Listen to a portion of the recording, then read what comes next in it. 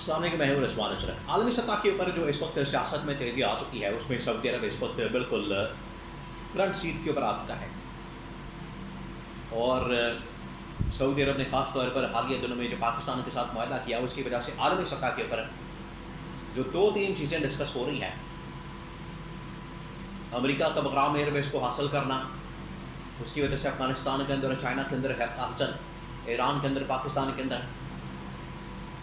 اور پہلے تو پاکستان کے ساتھ محمد بن سلمان کا معاہدہ، اس کے بعد امریکہ کو ہوش آنا، اسرائیل کو پریشانی ہونا، تو یہ سب کچھ کیا ہو رہا ہے اور کس طریقے سے یہ آگے معاملات ہوں گے، اس کے لیے سیناریو کیا بنے گا انٹرنیشنل لیول کے اوپر۔ پاکستان دورہ تو کر رہا ہے، امریکہ کا دورہ ہو گیا، سب کچھ ختم ہو گیا وہاں پر، لیکن نکلا کیا؟ کیا واقعی اس میں سے کچھ نکلے گا؟ کیا کھودا پہاڑ نکلا چوہا والا حساب ہوگا، یا اس میں سے کچھ نکلے گا بھی؟ اور بھائی اتنا دورہ کیا ہے، پیسے لگائے ہیں، قیامت و عام کیا، للہ تللہ کیے، یاشی کی ہے، سیر سپاٹا کیا، کچھ نکلے گا بھی؟ کوئی مال پانی آئے گا بھی، یا ایسے ہی بس سکت میں لمایا ہوگا؟ امریکہ کیا چاہتا ہے؟ بغرام ایئر بیس ملے گی نہیں ملے گی؟ بڑے سوالات ہیں۔ میں آپ کو بتاتا ہوں 2-3 چیزیں بڑی اہم ترین کہ اب ہوگا کیا اور اس کے اندر چیزیں کیسے ہوں گی۔ پہلا جو سب سے بڑا سوال ہے وہ اس وقت یہ ہے کہ بغرام ایئر بیس حاصل کی جا سکتی ہے، حاصل کی جائے گی، افغانستان مان جائے گا؟ کیا چائنا یہاں پر اپنے بالکل سر پر بٹھانے کی امریکہ کو اجازت دے گا کہ افغانستان چلیں ٹھیک ہے، افغانستان کو ہم افغانستان میں یہ بغرام ایئر بیس حاصل کرنے دیتے ہیں امریکہ کو؟ کیونکہ اس کے بالکل قریب تو چائنا لگتا ہے۔ چائنا تو کبھی بھی نہیں چاہے گا کہ ہمارے سر پہ آگے بیٹھ جائے امریکہ۔ تو بغرام ایئر بیس اس وقت امریکہ کے اندر بھی، اسرائیل کے لیے بھی سب سے بڑا ہاٹ ایشو بنا ہوا ہے کہ یہاں پر بیس کیسے حاصل کی جائے۔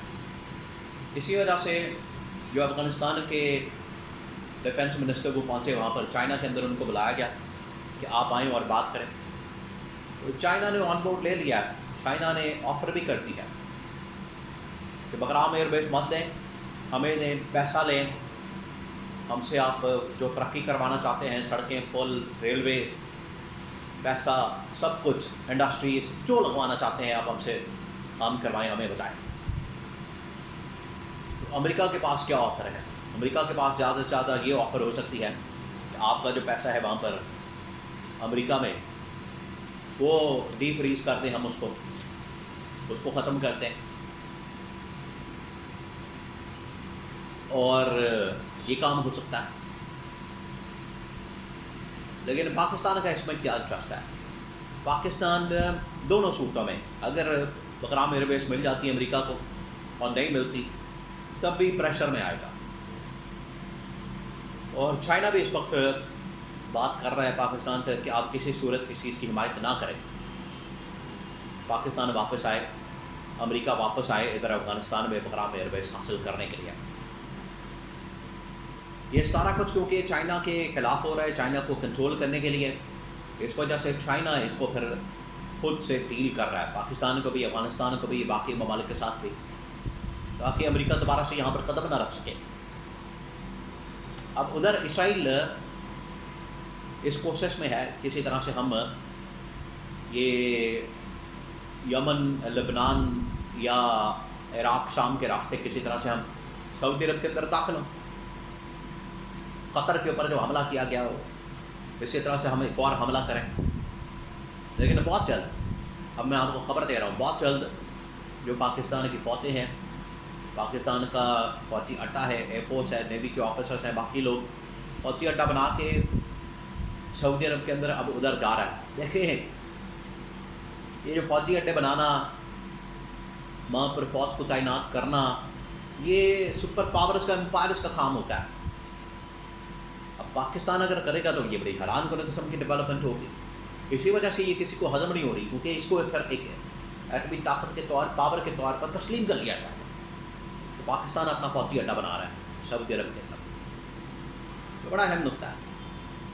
تو یہ ان کو ہضم نہیں ہو رہا، اسرائیل کو بھی امریکہ کو بھی، اور یہ سعودی عرب کو کنونس کرنے لگے ہوئے ہیں کہ آپ اس ڈیل سے پیچھے ہٹیں، آپ پاکستان سے پیچھے ہٹیں.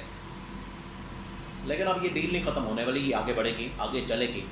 اسرائیل نے بہت بڑی غلطی کر دی ہے قطر کے اوپر حملہ کر کے، اب اس کا خمیازہ انہیں بھگتنا پڑے گا.